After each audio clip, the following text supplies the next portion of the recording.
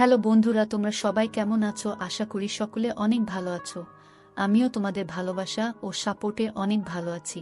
বন্ধুরা, তোমরা আমাকে যে পরিমাণে সাপোর্ট দিয়েছো, তাই আবারও তোমাদের জন্য হাতের কাজ করার নতুন আরও একটি গল্প নিয়ে হাজির হলাম। চলুন ভিডিওটি শুরু করি। আমার 14 বছর বয়সে মালকিন আমাকে তার বাড়িতে নিয়ে যান এবং আমাকে 500 টাকা দিয়ে মালকিন নিজের পিঠে ম্যাসেজ করাতেন। আমি 500 টাকায় রাজি হয়ে মালকিনের পিঠে মালিশ করতাম। কিন্তু একদিন রাতে মালকিন বলতে শুরু করলেন, প্রতাপ, আজকে রুমের লাইটটা নিভিয়ে দাও। আমি চুপচাপ নিভিয়ে দিলাম।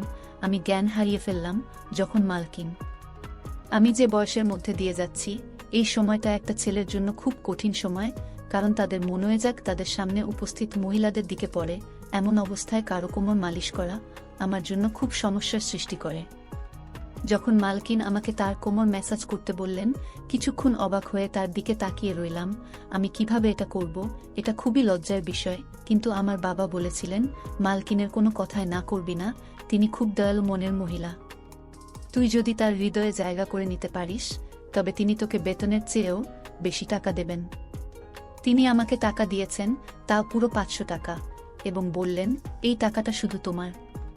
আমি খুব খুশি হয়েছিলাম, কিন্তু যখন তিনি আমাকে তার কোমরে তেল দিয়ে মালিশ করতে বললেন, আমি হতভম্ব হয়ে তার দিকে তাকিয়ে রইলাম। তিনি কিভাবে একটা ছেলেকে দিয়ে মালিশ করাতে পারেন? আমি কিছু বললাম না, কিন্তু খুব নার্ভাস ছিলাম। তিনি আমাকে তার রুমে নিয়ে গেলেন, তারপর বিছানায় শুয়ে তার কোমরে তেল লাগাতে বললেন।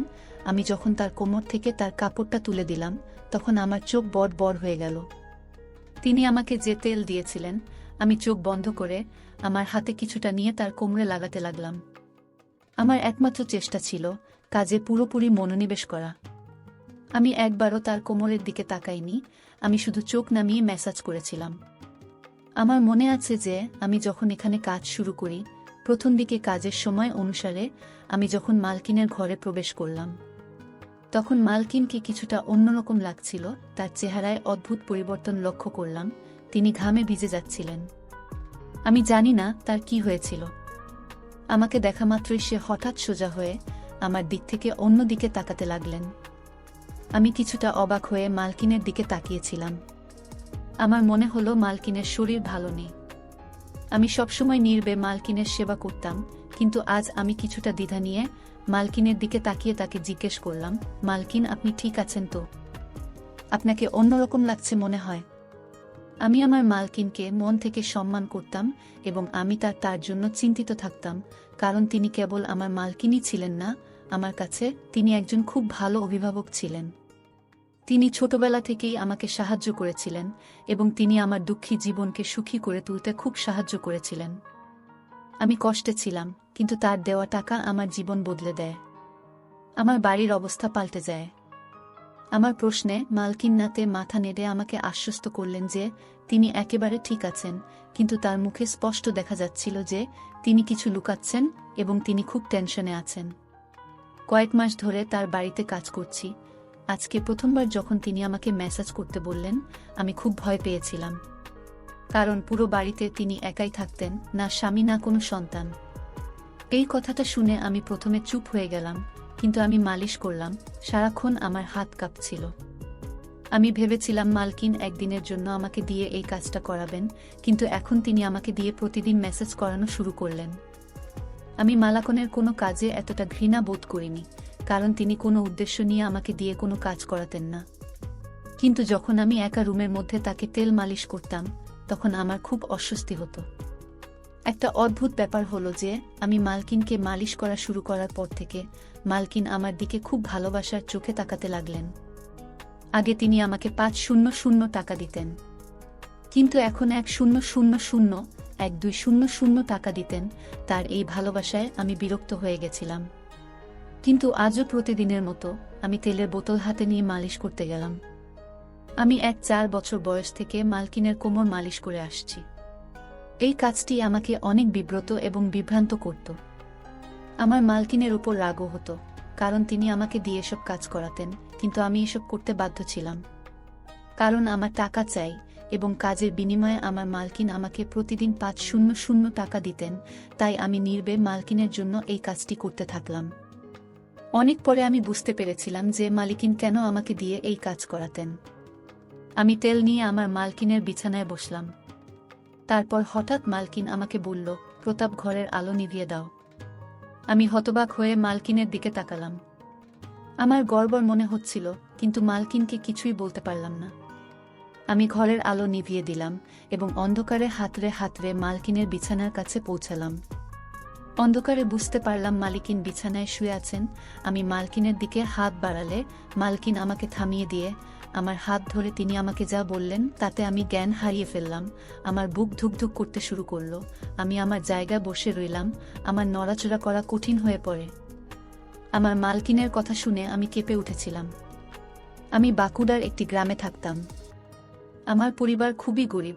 আমার বয়স যেহেতু 4 বছর, তাই আমার পক্ষে কাজ পাওয়া বা টাকা ইনকাম করা কঠিন ছিল। আমি বাধ্য হয়ে আমার বাবা মাকে কষ্ট করে সংসার চালাতে দেখেছি। তারা খুব কষ্টে ছিল, কিন্তু আমি তাদের কোনো সাহায্য করতে পারিনি।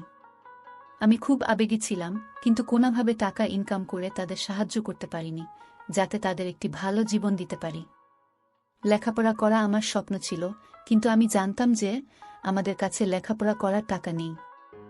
আমাদের বাড়িতে খাওয়া দাওয়া করাই খুব কঠিন, তবে আমি জানতাম যে আমি যদি আমার শখ প্রকাশ করি, তবে আমার মা বাবা এত কষ্টের মধ্যেও নিশ্চয়ই আমাকে পড়াতেন। কিন্তু আমি এতটা স্বার্থপর ছিলাম না, তাই নিজের শখগুলোকে নিজের মধ্যে দমিয়ে রেখেছিলাম, এবং এই জিনিসটি আমাকে আরও উদাস করত। সেই দিনগুলিতেই মালকিন আমার জীবনে এসেছিলেন। মালকিন একজন বয়স্ক মহিলা এবং একা থাকতেন। তার স্বামী তাকে ডিভোর্স দিয়েছিলেন এবং তার কোনো সন্তান ছিল না। তবে তার অনেক টাকা ছিল, তার অনেক জমিজমাও আমাদের গ্রামে ছিল। মালকিনের নিজের জমিতে কিছু গুরুত্বপূর্ণ কাজ ছিল, তাই আমাদের গ্রামে আসার পর তিনি আমাকে দেখে আমার দিকে তাকিয়ে জানতে চাইলেন আমি কেন স্কুলে যাই না এবং কেন আমি পড়াশোনা করি না। আমি দুঃখের সাথে তাকে আমাদের অবস্থার কথা বললাম এবং বললাম যে আমি আমার পরিস্থিতির কারণে পড়াশোনা করতে পারিনি। পড়াশোনা করলে আমাদের ঘরে খাওয়া দাওয়া বন্ধ হয়ে যাবে। আমার কথা শুনে মালকিন চিন্তায় পড়ে গেলেন।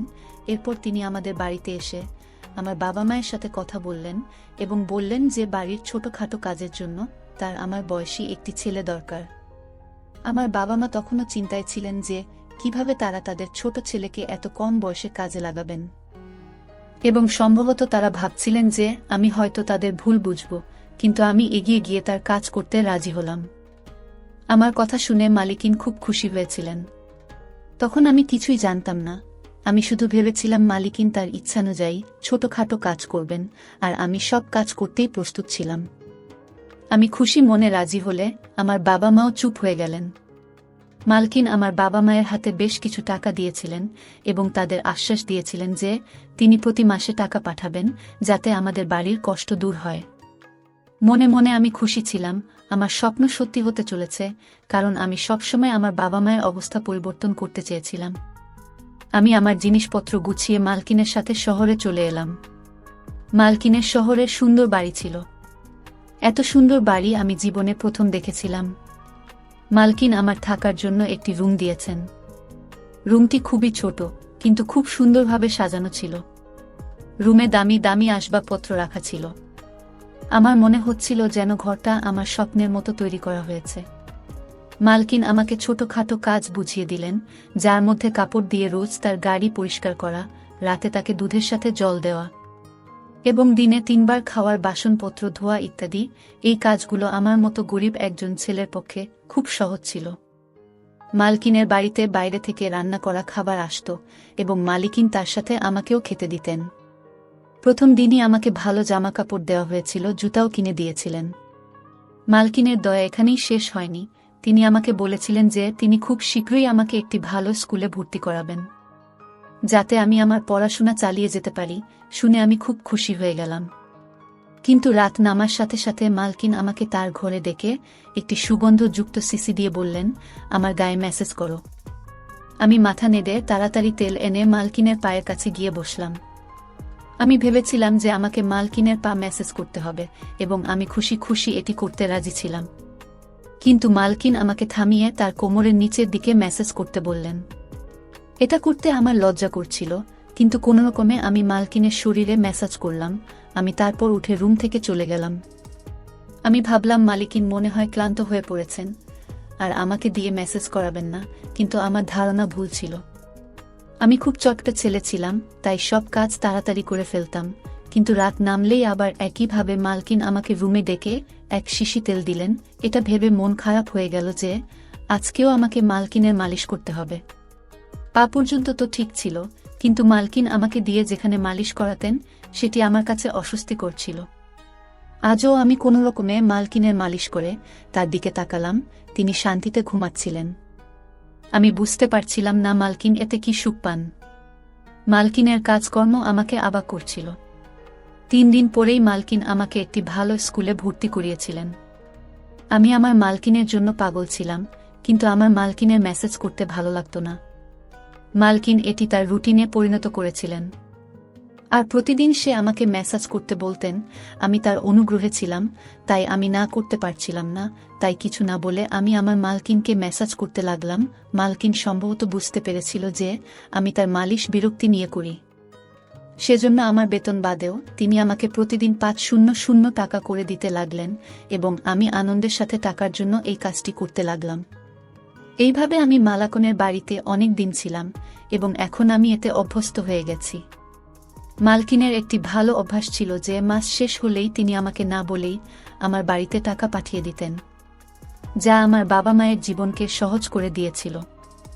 আমিও খুব কষ্ট করে পড়াশোনা করছিলাম যে সারা জীবন যাতে আমাকে মালকিনের মতো মহিলাদের বাড়িতে থেকে তাদের ইচ্ছা পূরণ করতে না হয়।